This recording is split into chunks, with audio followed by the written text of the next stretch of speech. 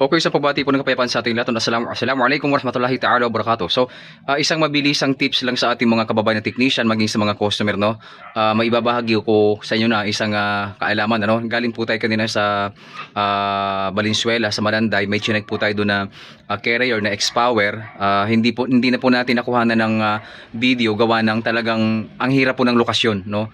Talagang ultimo nga pag selfie hindi ko nakuha gawa ng ang hirap po talaga dahil mataas po yung outdoor unit. Okay, so meron pong base sa problema ng ating minamahal na customer, yung aircon na yon ay ilang beses na hong nabutas yung evaporator. Okay, so siguro mga 4 na beses na din pinabalik-balikan ng service center. Then ang kaduluduluhan, ang sabi ng service center, sir, magpalit na lang ho tayo ng bagong evaporator. Ngayon, so nagdududa na ho yung minamahal na customer.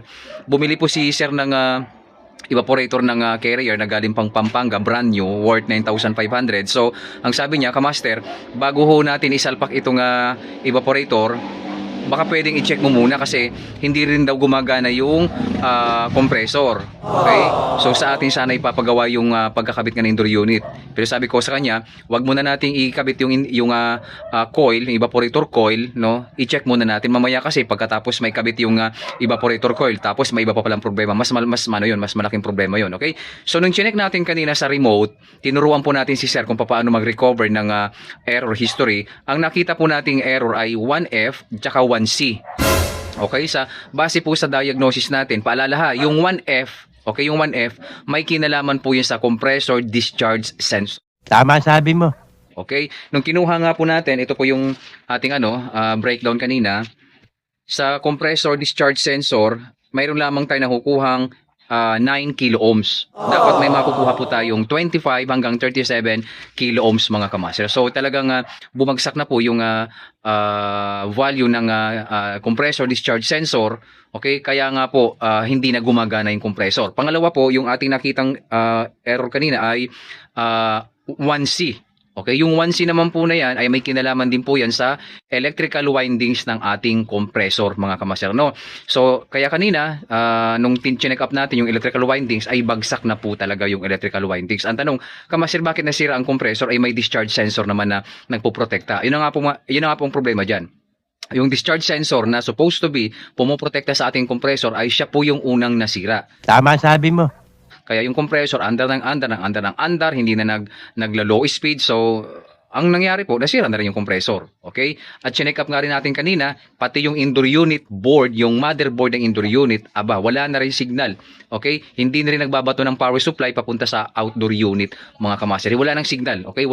Kasi yung power supply nasa outdoor unit, pero walang return signal na galing sa indoor unit, mga kamaster. Kaya nga po, labis-labis ho yung tuwa ng ating minamahal na customer dahil hindi na po siya gumastos ng napakalaki kasi yung evaporator ay nagkakahalagang 9,500.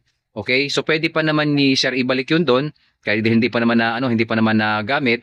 Ang pinagpapasalamat ni sir, hindi siya gumastos ng another 6,500 sa reprocess, sa installation ng panibagong evaporator. So ang mahalaga doon mga kamaster, nalaman natin kung ano talaga ang totoong problema ng air conditioner na carrier na X-Power. Bukod pala sa leak sa evaporator, meron din palang problema yung indoor unit board, yung compressor discharge sensor at saka yung ating compressor mga kamaster. So at least kahit paano ang binayaran lamang ni sir kanina ay yung check up. Base sa ating datos, talaga may problema na yung yung ating compressor mga kamaster. Nangunguryente na. Gawa ng syempre pagka nabutas po yung evaporator, ang unang-unang mangyayari diyan, syempre sisingaw yung refrigerant. Pangalawa po ay yung ating compressor, malaki ang posibilidad na humigo po siya ng tubig. At 4 na beses na nga po itong pinabalik-balikan ng ating mga minamahal technician ng mga service center dahil nagkakaroon ulit ng leak sa ibang parte ng evaporator. Ang problema nga ho dyan, kaduluduluhan, magsasuggest ka rin lang naman pala na magpalit ng evaporator.